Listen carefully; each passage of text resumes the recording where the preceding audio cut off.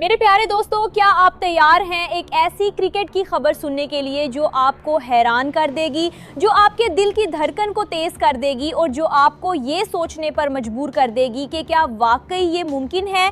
क्योंकि आज क्रिकेट की दुनिया में एक ऐसा लम्हा आया है जिसका किसी ने ख्वाब भी नहीं देखा था।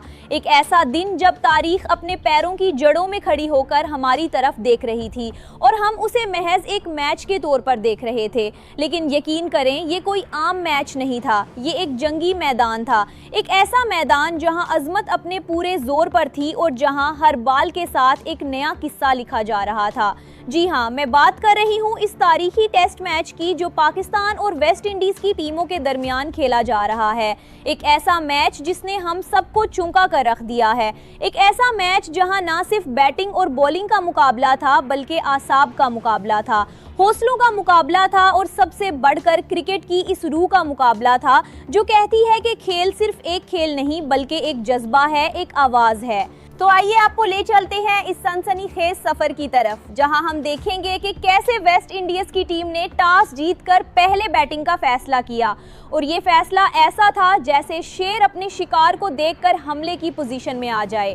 वेस्ट इंडीज की टीम ने पहले दिन के अंदर पहली इनिंग्स में 311 रन्स बनाकर पाकिस्तानी बॉलिंग अटैक को एक मुश्किल इम्तिहान दिया। लेकिन क्या आपको पता है, इस मुश्किल घड़ी में पाकिस्तान की तरफ से मोहम्मद अली ने अपनी जान फिशानी का मुजाहिरा करते हुए 4 अहम विकेटें हासिल की और साबित कर दिया कि जब जवान जोश हो तो पहाड़ों को भी हिलाया जा सकता है। यकीन करें, जब वेस्ट इंडीज की टीम 311 रन्स बनाकर पेलन लूटी तो हर पाकिस्तानी चाहने वाले के दिल में एक आंसू था, एक उम्मीद थी कि अब हमारी बारी है। अब हमें देखना है कि पाकिस्तान की बैटिंग लाइनअप इस चैलेंज का क्या जवाब देती है।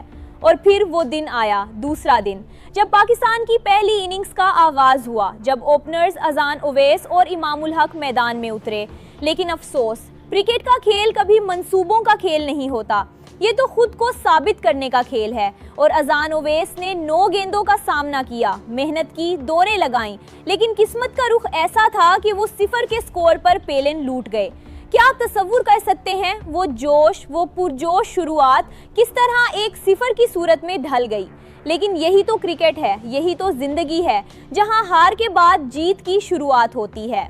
और उसके बाद मैदान में आए शान मसूद, वो चेहरा जिसमें हौसला था, जिनकी आंखों में अज़्म था और जिनके बल्ले में आग थी। शान मसूद और इमामुल हक ने एक साथ मिलकर वेस्ट इंडीज के गेंदबाजों का इस तरह डटकर मुकाबला किया जैसे 2 बहादुर सुरमा अपने दुश्मन के सामने खड़े हों।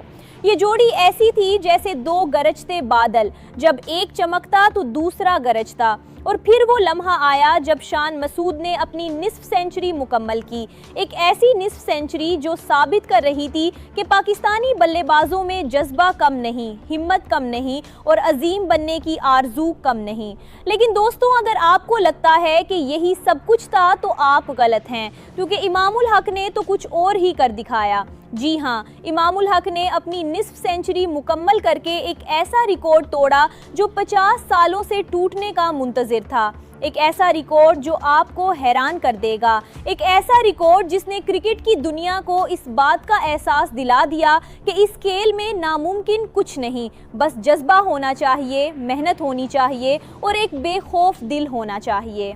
अब आइए थोड़ा सा तफसील में जाएं और देखें कि इस मैच के इस मोड़ तक क्या कुछ हो चुका है।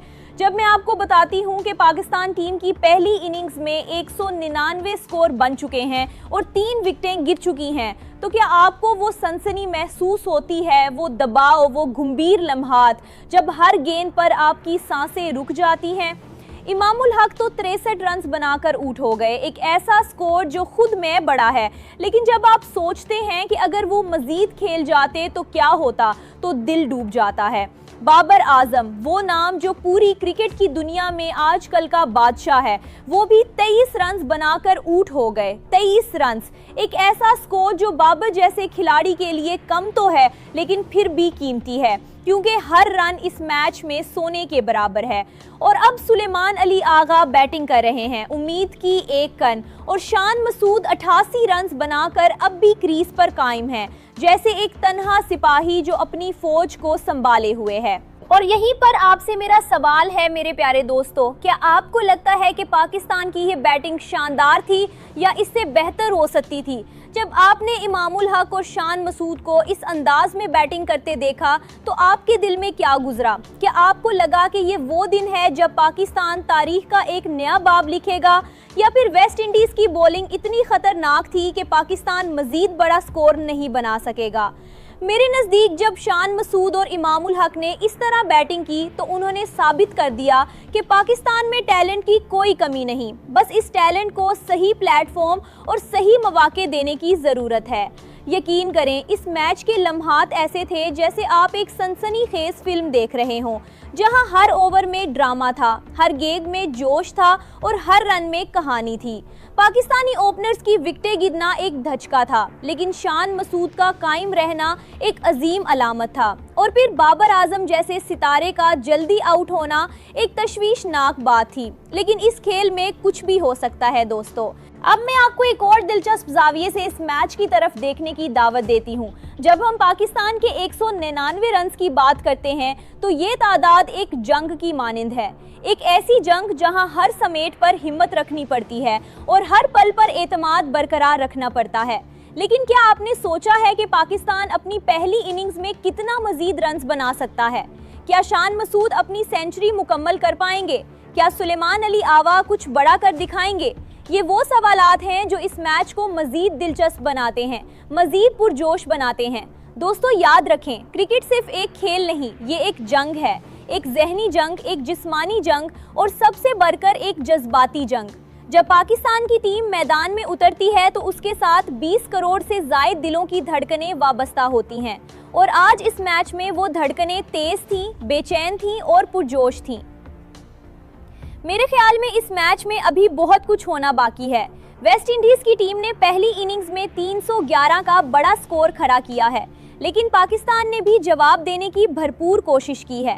اب یہ دیکھنا دلچسپ ہوگا کہ کیا پاکستان ویسٹ انڈیز کے سکور کو پاس کر پائے گا یا اس سے بھی بڑا سکور بنائے گا۔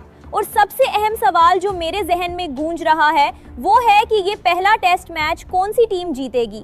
کیا ویسٹ انڈیز اپنی پہلی اننگز کی برتری کو برقرار رکھے گی یا پاکستان واپسی کرے گا اور اس میچ کو اپنے نام کر لے گا؟ میرے نزدیک یہ میچ جیتنے کے لیے پاکستان کو اپنی دوسری اننگز میں بہت محتاط اور مضبوط بیٹنگ کرنی ہوگی، اور اس کے ساتھ ساتھ بولرز کو بھی ویسٹ انڈیز کو دوسری اننگز میں جلد از جلد آؤٹ کرنے کی ضرورت ہوگی۔ اور یہاں میں آپ سے ایک اور اہم گزارش کرنا چاہتی ہوں کہ آپ اپنی قیمتی رائے کا اظہار کریں۔ آپ کو کیا لگتا ہے؟ کیا شان مسعود اور امام الحق کی بیٹنگ نے آپ کو متاثر کیا؟ کیا یہ پاکستان کی بیٹنگ میں ایک نیا باب ہے یا پھر یہ محض ایک عارضی چمک تھی؟ آپ کی رائے میرے لیے بہت اہمیت رکھتی ہے، کیونکہ آپ ہی تو وہ ہیں جو اس کھیل کو دل سے جیتتے ہیں اور ہارتے ہیں۔ اور ہاں دوستو، اگر آپ نے اس ویڈیو کو پسند کیا ہے، اگر آپ کو یہ سنسنی خیز سفر پسند آیا ہے تو براہ